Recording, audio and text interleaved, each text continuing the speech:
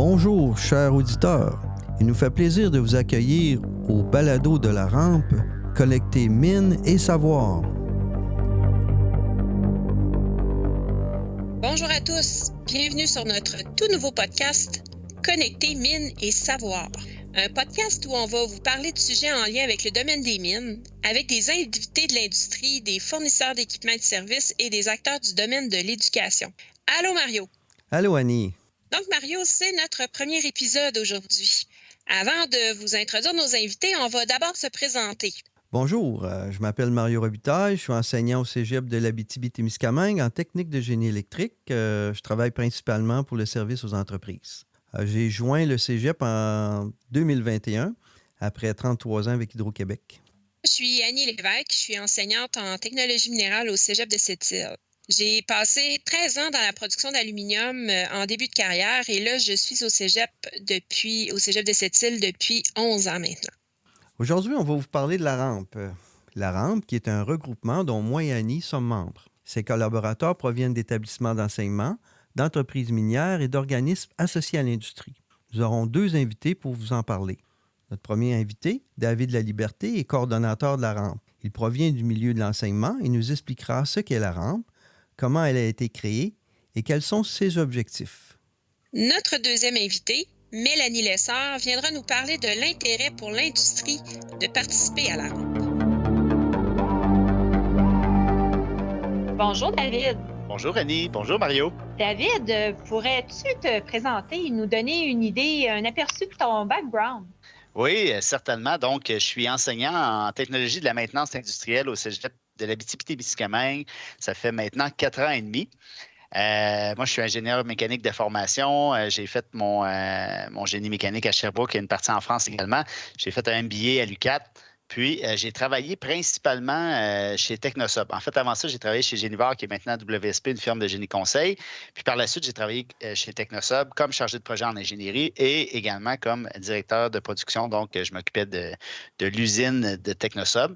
Puis, depuis que je suis au cégep, donc, je travaille j'enseigne en maintenance industrielle, mais je travaille également sur d'autres projets comme, par exemple, le pôle d'enseignement supérieur, ce qui m'a amené, en fait, à participer à la rampe dont on parlera aujourd'hui. Bien justement, David, est-ce que tu peux nous expliquer ce que c'est que la rampe et la mission? Oui, très certainement. En fait, tout ça a débuté par une initiative du pôle d'enseignement supérieur du secteur minier. Donc, c'est un organisme ou en fait une collaboration entre l'UQAT, l'Université du Québec en Abitibi-Témiscamingue, et le Cégep de l'Abitibi-Témiscamingue. Donc, un des objectifs, en fait, c'est l'actualisation des programmes liés aux mines. Donc, le pôle d'enseignement supérieur a décidé d'organiser en janvier 2023 un événement qu'ils ont nommé Mine de demain. On pourrait dire que c'est Mine de demain 1 parce qu'il y aurait éventuellement un Mine de demain 2 qui s'en vient. On en parlera un petit peu plus tard peut-être. Donc, le pôle a organisé cet événement-là. Puis l'événement, en fait, c'était une journée de conférence, donc un colloque un peu plus classique. Puis, il y avait une deuxième journée où il y avait 2 démarches de travail collaboratif, d'ateliers collaboratifs, en fait, qui ont été mises en place, dont l'une d'elles, le résultat d'un de ces ateliers-là, en fait, ça a été la rampe. Même si on ne parlait pas de la rampe à ce moment-là, là, en termes de nom. Le nom est venu beaucoup plus tard. Donc, la question qui était posée dans cet atelier-là, c'était comment rapprocher l'enseignement, puis les minières, en fait, afin de s'assurer que les avancées technologiques qui ont lieu dans les minières, on sait que les minières ont quand même des moyens financiers importants, il y a beaucoup de développement qui se fait. Donc, comment on est capable de garder le pas, en fait, de rester près de leurs avancées technologiques, puis de pouvoir les enseigner. Puis dans quel but? Bien, c'est dans le but d'avoir des finissants et des finissantes qui arrivent sur le marché du travail, puis qui sont déjà au fait des nouvelles technologies là, qui sont mises en place là, dans leur nouveau milieu de travail. Suite à Mine de demain, à l'événement Mine de demain 2, bien, il y a eu un groupe qui a émergé de ça, un groupe de travail qui s'appelait Groupe pour l'actualisation de l'enseignement collégial lié aux mines de demain. Puis ça, c'était la rampe avant d'avoir un nom qui était digeste, en fait. Donc, la mission de ce groupe-là, ça a été de créer un lieu commun entre l'industrie puis les institutions d'enseignement afin d'actualiser justement l'enseignement. Initialement, on avait collégial dans le nom parce que c'était une démarche qui était portée par les cégeps, mais on a permis à d'autres gens là, d'embarquer dans cette démarche-là. Puis, c'est devenu maintenant vraiment là, d'actualiser l'enseignement au sens plus large. Donc, le lieu commun, il est composé de 3 volets. Il y a une plateforme en ligne qui sera mise en ligne bientôt, en fait, qui permet d'échanger sur une base régulière, de partager des succès, des questions, des interrogations que pourraient avoir et les membres des établissements d'enseignement et les gens de l'industrie. D'organiser des activités en présence comme des visites industrielles ou des activités à distance comme des webinaires qui permettraient d'approfondir des sujets donnés. Puis d'avoir un événement annuel, un peu comme celui qu'on a eu à Mine de demain 1. Donc, de réitérer cet événement annuel-là, donc de faire un Mine de demain 2, 3, 4, où il y aura des conférences et des ateliers collaboratifs parce que les deux avaient été extrêmement appréciés des gens qui ont participé. David, tu pourrais-tu m'expliquer un petit peu c'est quoi exactement les membres de la rampe? C'est quoi la composition et les domaines d'expertise des personnes qui composent la rampe? Ben oui, très certainement. En fait, on a, avec la rampe, tenté d'avoir un groupe qui était très hétérogène, donc d'avoir des gens de différents milieux, de différentes expertises. Donc, juste au niveau des ordres d'enseignement qui sont représentés, bien, on a des gens du milieu universitaire et on a des gens du milieu collégial. Et présentement, on n'a pas de personnes impliquées du niveau d'enseignement professionnel. Par contre, c'est quelque chose qu'on aspire à intégrer là, au sein du groupe. Au niveau des compétences et des domaines, bien, nous, on dit que c'est les programmes liés aux mines. Mais les programmes liés aux mines, comme moi, j'enseigne en technologie de la maintenance industrielle. Bien, il y a une grande partie de nos finissants qui vont travailler dans le domaine minier, étant donné qu'on est situé en Abitibi-Témiscamingue. Donc, la maintenance industrielle est un des programmes liés aux mines.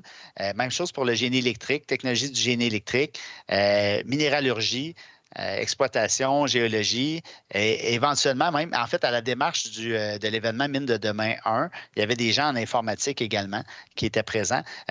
Présentement, on n'en a pas dans le groupe, mais c'est un élément là, où on pense que les mines 4.0, donc les mines qui seront plus autonomes, qui seront avec plus de données, plus d'intelligence artificielle, tout ça, bien, ils auront une forte propension à utiliser des gens issus du domaine de l'informatique. En termes de diversité régionale, on a des gens impliqués de la région de Thetford et de la région de Sept-Îles. En fait, Sept-Îles, Thetford et Abitibi-Témiscamingue, ce sont les 3 cégeps qui donnent technologie minérale.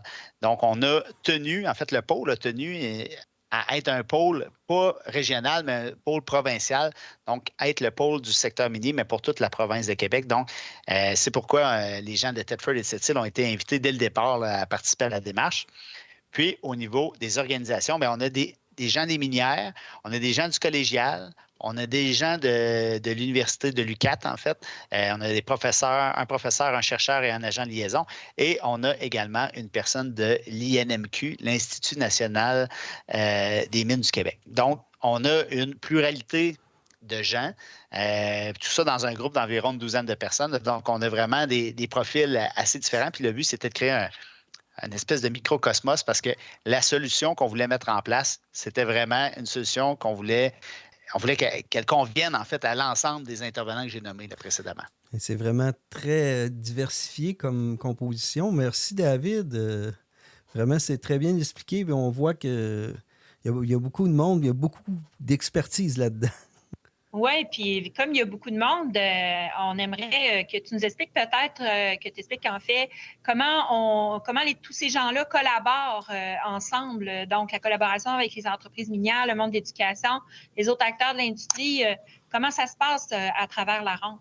Bien, une chose que je veux dire d'emblée, en fait, là, c'est important de dire qu'on n'a pas pensé que la rampe était nécessaire parce que les minières ne voulaient pas collaborer avec les milieux d'enseignement et l'inverse non plus, en fait. C'est pas parce que les gens ne veulent pas collaborer ensemble, n'ont pas le goût de collaborer ensemble. C'est plutôt un problème de savoir par où entrer, comment créer un premier pont, quel canal, quelle personne contacter. Donc, on a pensé, en fait, que la collaboration entre les entreprises minières et les établissements d'enseignement devrait prendre place dans un lieu commun. En fait, ce qui est important, c'était de créer ce lieu commun-là pour pouvoir favoriser, en fait, les échanges. Donc, ce lieu commun-là, la première partie du lieu commun qu'on veut faire, c'est une plateforme où on va pouvoir faire des échanges entre l'enseignement et les minières. Puis, On veut également créer des événements, un petit peu les éléments que j'ai nommés tantôt. Donc, la plateforme, des événements à une certaine fréquence là, en présence et à distance, puis un événement annuel. Donc, on pense qu'en faisant ça, on crée une espèce d'écosystème, puis de créer une synergie entre ces deux, entre les établissements d'enseignement et les minières va devenir possible, en fait. Selon toi, David, ce serait quoi les avantages de joindre la rampe, là? Et puis, comment qu'on peut faire ça, joindre la rampe en tant que tel? Pour joindre, c'est quand même super facile. Ça va être d'adhérer à la plateforme. Ça prend environ 1 minute là, à pouvoir adhérer à la plateforme. Puis, à ce moment-là, une fois qu'on est sur la plateforme, là, on va avoir connaissance des échanges puis des autres activités là, qui vont être proposées. Donc, c'est vraiment l'étape numéro 1. Alors, je vais me permettre ici de revenir un petit peu sur les 3 volets que j'ai déjà nommés à plus d'une reprise, donc soit la plateforme, les activités puis l'événement, pour vous expliquer en détail comment chacun vient créer des ponts entre l'industrie et l'enseignement. Au niveau de la plateforme, les gens pourraient dire qu'il y a déjà plein de plateformes qui existent là, pour échanger, là, que ce soit Facebook, LinkedIn ou peu importe. C'est vrai, en fait, mais nous, on en veut une dédiée, on veut en créer une dédiée à l'industrie et à l'enseignement pour pouvoir créer le genre d'interaction suivant entre ces différents intervenants-là. Par exemple, puis ça, c'est un exemple réel qui m'est arrivé il y a quelques semaines seulement. J'ai quelqu'un que je connais, puis donc il est passé par moi parce que je le connais. Puis on démontre encore là un peu l'absence de connaissance, de savoir comme par où approcher, exemple, le cégep, si on a un besoin spécifique. Dans ce cas-là, c'était une formation spécifique qui devait être développée. La personne se demandait est-ce que ça devrait être une AEC, est-ce que ça devrait être une certification collégiale. C'est sûr que la personne ne savait même pas en fait ces mots-là parce qu'ils ne connaissent pas tant le panier d'options du cégep, je vais dire ça comme ça. Mais donc, il y avait besoin de faire ça. Là, ils m'ont approché. Puis là, moi, j'ai discuté de ça avec la formation continue. Puis ça. Bon. Mais ça, c'est un exemple qui aurait pu se passer sur la plateforme si la plateforme avait été mise en ligne à ce moment-ci. Un autre exemple, c'est des enseignants qui ont besoin de données ou de dessins, de plans pour réaliser des exercices authentiques avec leurs étudiants et étudiantes. Quand on veut enseigner, on veut donner des situations qui sont les plus authentiques, les plus vraies possibles.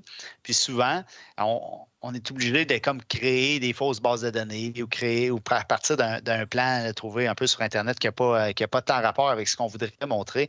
Donc, un endroit où on peut échanger ce genre de documents-là avec l'industrie pour pouvoir créer des exercices qui sont plus significatifs pour les étudiants et étudiantes.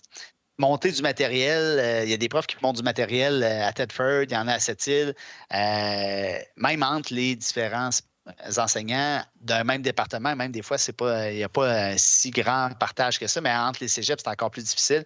Donc, de pouvoir déposer en ligne des éléments, là, comme moi, par exemple, j'avais monté un cours que j'ai présenté à Sept-Îles Thetford dans le but qu'ils puissent réutiliser ce cours-là qui a été monté en ligne.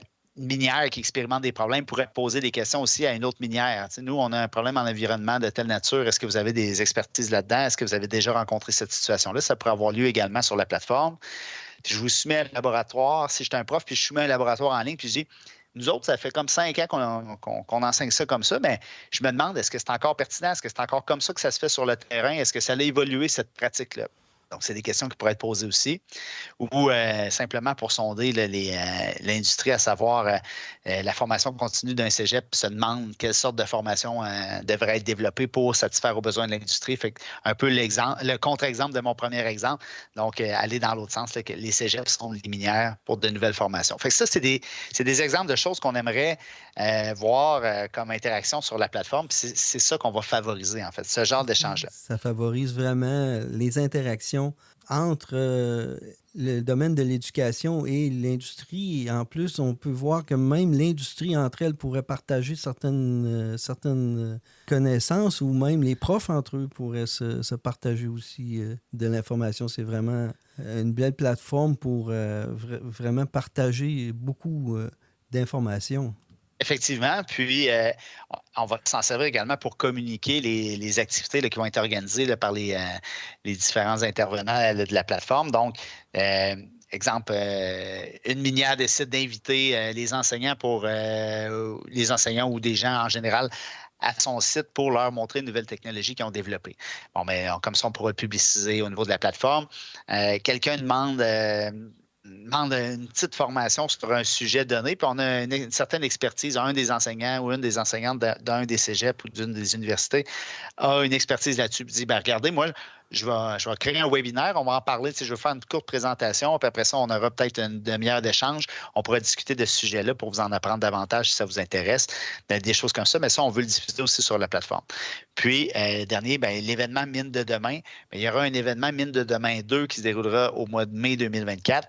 Donc, dans cet événement-là, on permet aux gens de se côtoyer et de travailler ensemble sur des problématiques suite aux conférences, dans le sens que les conférences servent à mettre la table, à donner une base de connaissances communes à tout le monde, un point de départ. Puis après ça, il y a un volet atelier de travail collaboratif pour générer des solutions à des problématiques qui sont soumises, en fait.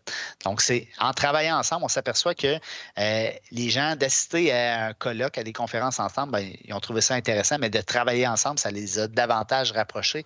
Fait qu'on veut utiliser, en fait, cet élément-là pour souder l'industrie et l'enseignement un petit peu plus fort. Oui, on voit qu'on a vraiment mis la table là, pour rapprocher beaucoup les acteurs de l'industrie. Justement, l'industrie qui n'est plus ce qu'elle était, on est dans des nouvelles technologies, l'intelligence artificielle et tout. Donc, j'aimerais t'entendre, David, sur l'importance de l'innovation puis de la collaboration dans le secteur minier. Au niveau de l'innovation, je pense que les minières sont vraiment un domaine où il y a beaucoup d'innovation qui se fait, il y a beaucoup de tests qui se font. Ils sont vraiment en train d'essayer de voir comment ils pourraient optimiser leurs opérations. Puis de plus en plus, la mine est vue comme un processus là, d'un bout à l'autre, là, une espèce d'analyse. On parle plus de génie industriel, là, mais de tout un processus de travail, là, de l'exploration jusqu'à l'environnement à la fin du procédé. Mais tout ça, les minières tentent de l'intégrer, par des systèmes de captation de données, en fait, là, et de compilation de ces données-là, de voir comment ils pourraient améliorer leur procédé. Donc, ça, c'est une chose. Au niveau de l'automatisation et même l'autonomisation des véhicules, on voit ça commencer à poindre, en fait, si on pense notamment à LZ5, là, qui est un peu une exploitation laboratoire là, de Agnico Eagle, où il y a des véhicules qui se conduisent tout seuls dans une partie de la séquence de travail. Donc, on voit qu'il y a beaucoup d'innovation au niveau des minières. Là, maintenant, la question, c'est au niveau des institutions d'enseignement. D'une part, on n'a pas les moyens financiers de faire l'acquisition de tous ces équipements-là qui sont fort dispendieux. Mais si on est capable de travailler en étroite collaboration avec les minières, là, on peut s'assurer que nos finissants et nos finissantes sortent et arrivent sur le marché du travail avec des connaissances qui sont à jour, en fait. Puis c'est ce qu'on veut. On veut que ce soit des acteurs de changement et non pas les derniers de la parade. C'est pour ça que je pense que c'est vraiment intéressant là, de la démarche qui est entreprise par la rampe. Moi, j'y crois sincèrement. C'est quoi exactement les projets de la rampe? Pourrais-tu nous en donner quelques petits exemples de tous les projets qui sont présentement en cours pour la rampe? J'imagine que ça doit fourmiller un petit peu, tout ce monde-là. Oui, mais en fait, on a, dans le but de mettre en ligne la plateforme, on travaille présentement, où les diverses personnes de la rampe travaillent sur différents projets pour justement mettre un peu de viande dans cette plateforme-là, que les gens n'arrivent pas avec rien du tout au niveau de la plateforme. Donc, le podcast dont on fait l'objet présentement, ça en est un. C'est un de ces projets-là. Également, il y a une étude qui est faite au niveau des technologies d'électrification des véhicules. Il y a un document d'une 50aine de pages que j'ai vu là-dessus là, par un certain Mario qui est fort intéressant également. On a un de nos enseignants en technologie minérale de l'Abitibi-Témiscamingue, Loïc Bureau, qui est en train de faire un glossaire minier par capsule vidéo. Donc, il y a plein de terminologies, en fait, dans le monde minier qui sont méconnues du commun des mortels. Puis, c'est intéressant, des fois, d'avoir juste un petit... l'équivalent, une définition de dictionnaire, mais un petit peu plus étoffée que ça. Là. C'est un petit peu plus illustré aussi. Mais en quelques minutes, de comprendre ce qu'est la lixiviation, par exemple, ou n'importe quelle terminologie minière. Il y a Sophie de Tedford, du Cégep de Tedford, qui travaille sur la gestion de projet. En fait, sur une espèce de parcours du combattant, sur comment devenir un superviseur. Parce que souvent, les gens qui deviennent superviseurs, c'est des gens qui ont été formés dans un domaine technique, mais ils n'ont pas été formés à être superviseurs, ils ont été formés pour être un très bon technicien, par exemple, mais comment on passe d'une fonction de travail à l'autre.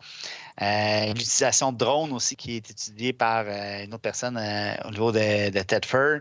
Un autre élément au niveau de l'aluminium aussi là, qui est étudié par une certaine Annie de la Côte-Nord. Donc, les gens développent dans différents formats. Là, j'ai parlé de podcasts, de capsules vidéo, de documents écrits. Les gens développent dans différents formats des contenus qui seront disponibles pour les gens qui veulent aller les consulter ou même les utiliser. Donc, ils seront disponibles sur la plateforme de la rampe.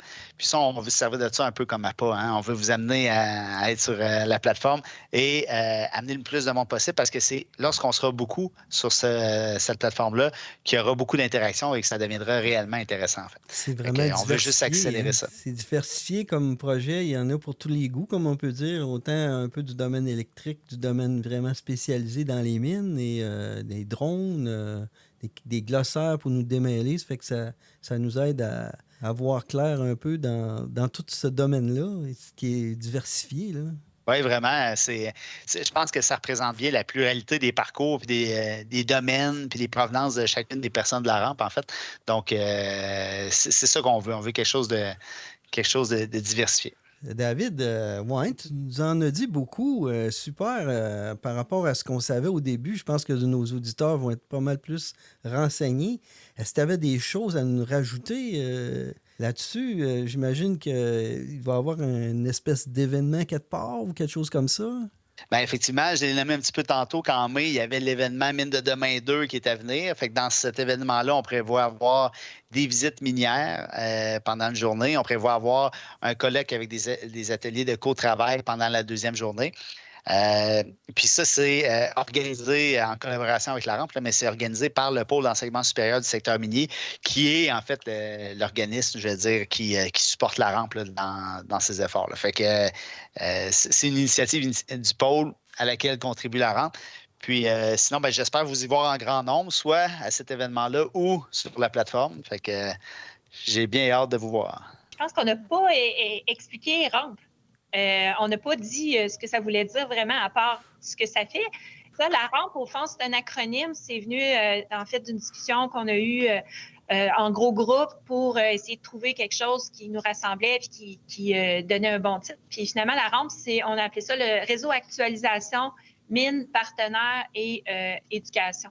Donc, on voit là qu'on a là-dedans le rassemblement de tous les partenaires, les gens dont on a parlé dont on vient de parler avec David. Fait qu'il nous reste à prendre la rampe, comme on peut dire, et à monter ou à descendre. Mais dans notre cas, on va dire qu'on monte vers la rampe et qu'on va pouvoir accéder à toute cette information-là, à cet échange-là. Merci de ton entrevue.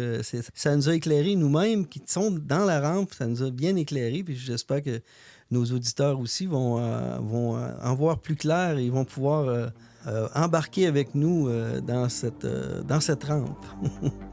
Bien, merci à vous deux. C'était fort agréable d'être reçu par vous. Merci, David. Donc, nous sommes ravis d'accueillir maintenant Mélanie Lessard, qui occupe un poste stratégique à la mine de la Ronde en Abitibi, soit celui de superviseur général de la maintenance. Bonjour Mélanie, merci d'être avec nous aujourd'hui. Bonjour Annie, bonjour Mario. Ça me fait plaisir d'être avec vous aujourd'hui. Mélanie, est-ce que tu peux te présenter d'abord et puis nous donner une idée de ton parcours dans le domaine minier? Bien sûr, je peux faire ça.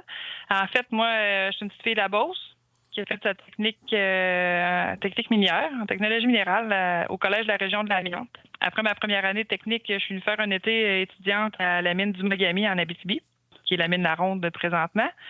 Puis, l'année d'ensuite, j'ai fait un stage en 2 volets dans une carrière en Outaouais, dans un plan d'asphalte dans la Naudière, pour terminer ma technique dans la spécialité d'exploitation, puis venir faire mon dernier stage à la mine du Mogami comme arpenteur. De mon dernier stage, on m'a embauché. Je suis à la mine de la Ronde depuis tout ce temps-là, c'est-à-dire un petit peu plus de 25 ans. J'ai fait 4 ans en arpentage. Puis ensuite, j'ai fait plusieurs années en forage, sautage, long trou sous terre. avec du suivi technique et tout ça. Puis, j'ai transité vers les équipes d'optimisation opérationnelle. Fait qu'après une vingtaine d'années en ingénierie, là, j'ai touché plus à l'équipe de projet. Puis, de cette équipe de projet-là, on travaillait beaucoup avec les opérations, santé, sécurité, géologie. Puis, j'ai participé à un projet d'envergure avec une équipe, là, celui de l'optimisation du développement sous terre, qui nous a valu un prix coup de cœur là, au Salon des meilleures pratiques en affaires, là, organisé par le Mouvement Qualité Québec, le MQQ, en 2018. Puis de là, j'ai été approchée là, pour aller donner un coup de pouce aux équipes de maintenance là, comme coordonnatrice et monter un programme de formation là, pour les mécaniciens et électriciens du secteur. Suite à ça, une fois intégrée dans l'équipe, on m'a donné la responsabilité des équipes de planification, d'amélioration continue, de gestion de données et d'administration de l'équipe de maintenance. Je participais activement là, à l'accueil des nouveaux employés et des étudiants et stagiaires de notre département. Ensuite, quelques années plus tard, soit environ 5 ans, j'ai postulé pour relever le défi de participer au démarrage du Centre intégré des opérations. C'est tout nouveau là, chez Agnico. C'est le premier de 5 là, qu'on veut faire là, par région minière, soit un en Abitibi, un au Nunavut. On veut en faire un côté Ontario, en Australie, puis dans les autres mines là, qu'on a à travers la planète. Fait que ça se trouve être un centre de surveillance opérationnelle de tous les secteurs du domaine minier, de notre complexe minier La Ronde. Ce qu'on va surveiller, si on veut dire, on est un peu les chiens de garde de tout ça, c'est du premier mètre de développement qu'on va faire jusqu'au traitement des eaux, des résidus au parc. Il faut regarder les variances. Fait qu'il faut, ce qu'on veut, c'est améliorer la rentabilité et la stabilité de toutes les pratiques opératoires. On commence ici, au complexe minier La Ronde, pour être capable de l'exporter dans d'autres régions ensuite. Fait que ça ressemble à ça un petit peu mon parcours dans le domaine minier. Fait que j'ai changé un petit peu de vocation au cours du temps, mais tout ça en évoluant à travers l'équipe. Là. Wow, un CV impressionnant, Mélanie, vraiment. Et puis, Mélanie, si on revient un peu au cœur du sujet de notre podcast, qu'est-ce qui t'a motivé à rejoindre la rampe? En fait, on m'a invité assez tôt là, à participer au pôle minier, toutes ces rencontres-là, des échanges qu'il devait avoir entre les cégeps puis l'industrie. Puis ça m'a interpellée parce que c'est au niveau collégial, puis je relève d'un domaine technique. Ça touche la technique minière. J'ai navigué du côté maintenance avec tout ce qui touche la maintenance industrielle puis l'électronique industrielle. Ça, c'est sûr que il y avait des points là-dedans là, qui me motivaient à dire je suis capable d'amener un petit bout de moi, là, puis au moins des contacts là, à ces gens-là là, pour les aider à bâtir tout ça. Selon toi, c'est quoi les principaux avantages de la collaboration entre l'industrie minière puis les institutions éducatives au sein de la rampe? Moi, je suis convaincue que les établissements d'enseignement peuvent avoir un lien plus direct avec le plancher quand il y a des gens de l'industrie qui participent puis qui collaborent là, à tous ces échanges-là. Ça va permettre aux établissements d'enseignement là, d'évoluer au même rythme que l'industrie, parce qu'on ne se le cachera pas, l'industrie évolue très, très rapidement. C'est pas évident pour les gens qui sont à enseigner les matières d'être proches autant du plancher là, à travers leur vocation. On se le cachera pas, c'est une bonne tâche là, d'enseigner au collégial. Et en se tenant proche de l'industrie via la rampe, c'est un moyen de rester branché là, puis d'avancer avec l'industrie. Ensuite, je te dirais, du côté de l'industrie, de se rapprocher de la main-d'œuvre, de faire des liens, de se faire valoir auprès des stagiaires, de montrer un peu c'est quoi le domaine, où est-ce que ça peut nous mener, en partageant un peu nos histoires aussi, ou en partageant un peu nos façons de faire, ça peut aussi inciter là, les gens à s'inscrire dans tel ou tel type de milieu, des branches. Là. Il y a plein de branches dans les C'est diversifié, oui. C'est diversifié, c'est ça. Autant en technique minière qu'au côté électronique industrielle, on voit plus de la programmation, on voit plus du terrain, de la réseautique et tout ça. Il y a plein de branches là, où on peut se lier. Là, fait que c'est ça qui est intéressant. Merci. Merci, oui. Donc, Mélanie, à la lumière de tout ce que tu viens de nous dire là, comment tu vois l'impact potentiel de la rampe sur l'industrie minière puis sur les programmes de formation? Moi, je pense que la rampe peut devenir un bon lien de communication entre les différents intervenants. Ça peut élargir le réseau de contacts et faciliter les transitions technologiques. Moi, je pense même que ça pourrait ouvrir les horizons face à de nouveaux types d'emplois puis aider à développer des nouvelles formations là, adéquates là, à ces nouveaux types d'emplois-là. Oui, en effet. Maintenant, comment la rampe, d'après toi, peut contribuer à la formation, au développement des futurs professionnels de l'industrie minière, nos étudiants, comme on a tous été jadis? On a tous passé par là, effectivement. Ben ouais. Je pense qu'en exposant sur les... Il va y avoir différentes pages là, dans la rampe là, que j'ai pu voir un peu le gabarit, là, puis c'est intéressant. Puis sur les différentes pages, là, il va y avoir des sujets traités dans les différents cégeps, même des sujets communs des cégeps qui participent à tout ça. Je pense que les échanges, les questionnements qui vont être apportés vont peaufiner les formations des étudiants, puis ça va être un bel outil d'échange et de référence. En enfilant maintenant, quels seraient, selon vous, les éléments clés pour une bonne collaboration entre l'industrie et le secteur éducatif là, au sein de la rampe? Les éléments clés, c'est bien sûr la participation et l'ouverture des différents partis. Là. C'est que chacun soit ouvert à recevoir les différents commentaires et les différents apports de chacun. Le désir de partage des différents professionnels qu'on va recruter, parce que c'est sûr que je vais vous aider à recruter des professionnels pour participer à la rampe là, pour mousser tout ça. J'en ai déjà plusieurs dans mon esprit là, que je peux interpeller, des personnes qui ont eu des parcours un petit peu plus linéaires, qui ont fait les techniques, exemple en technique minière, puis qui ont poursuivi toujours dans le domaine avec toute l'évolution que ça a apporté. Il y a aussi des personnes avec des parcours un peu plus atypiques comme le mien, puis qui pourront quand même greffer leur expérience, puis répondre à différents enjeux ou différentes façons là, de faire là, sur le terrain qui vont pouvoir bonifier là, les formations. Puis je pense que les implications de ces professionnels-là vont nous aider à la formation des gens de demain. Puis ça, c'est notre relève, en fait. Là, fait qu'on a tout intérêt à participer puis faire évoluer la plateforme là, si on veut que ce soit marquant puis qu'on puisse avancer dans ce sens-là. Qu'est-ce que tu pourrais dire justement à d'autres professionnels que tu recrutes maintenant ou que tu prévois de recruter, des professionnels de l'industrie minière pour les intéresser à participer à la rampe? Moi, je pense qu'on est chanceux de pouvoir avoir la chance d'aider ces gens-là à améliorer les formations. Parce que vos formations, là, on ne se le cachera pas, les formations sont excellentes. Le fait d'être proche du terrain et d'avoir des professionnels qui vont pouvoir les peaufiner, les bonifier, ça va juste être un plus là, pour les gens qui vont venir travailler avec nous là, dans les années futures. Là. Moi, j'y crois là, de ce qu'on peut faire pour aider nos jeunes à arriver sur le marché du travail. Là. Je pense que notre implication là, est importante dans ce sens-là. Merci beaucoup, Mélanie, pour ta contribution au podcast. Ça a été vraiment enrichissant d'avoir un point de vue d'une personne de l'industrie qui est vraiment près des opérations. Vraiment enrichissant, puis c'est vraiment intéressant et motivant de t'entendre nous parler de la rampe. Merci, ça me fait plaisir. Puis en fait, c'est un projet qui me tient à cœur là, pour y avoir participé depuis son éclosion, si on veut. Là. J'aime participer à ce genre de travail-là, puis d'être capable de redonner au suivant là, quand on peut le faire, puis on a la chance de le faire. Merci à vous. Merci beaucoup. Vraiment apprécié. Merci beaucoup, Mélanie.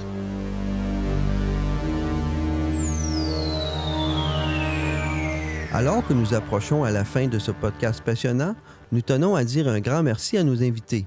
David Laliberté, enseignant et coordonnateur de la rampe, et Mélanie Lessard, superviseur général à la maintenance à la mine La Ronde.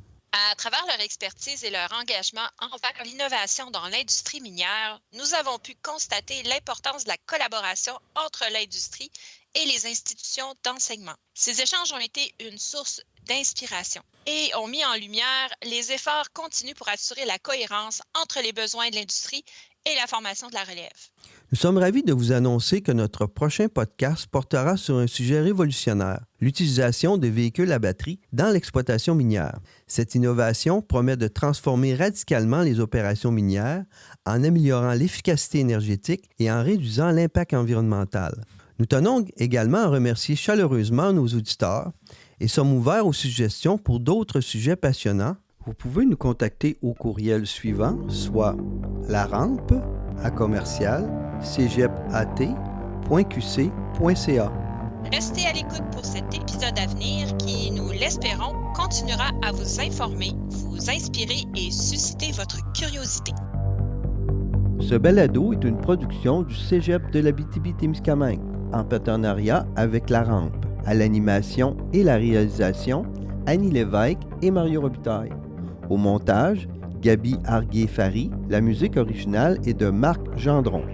Une autorisation est requise du Cégep de l'Abitibi-Témiscamingue pour toute utilisation ou reproduction autre que l'écoute personnelle. Pour obtenir plus d'informations, veuillez nous contacter par courriel, soit larampe@cégepat.qc.ca.